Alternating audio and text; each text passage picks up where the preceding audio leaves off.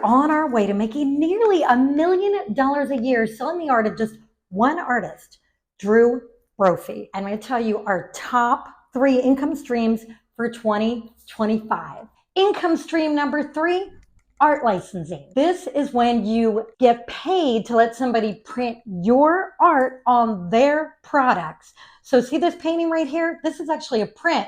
We sold the original painting, but we have made more money off of licensing this for products than we did off of selling the original. Here's one of the products we licensed it for. Check it out.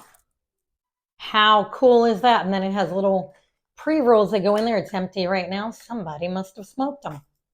Wait, time out.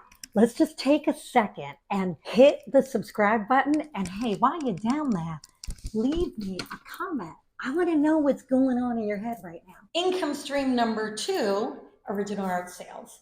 We have sold quite a few originals this year. This is one right behind me that we have not sold yet, but my goal is to sell it before Christmas, and I will reach that goal because setting goals and sales goals are what makes it happen.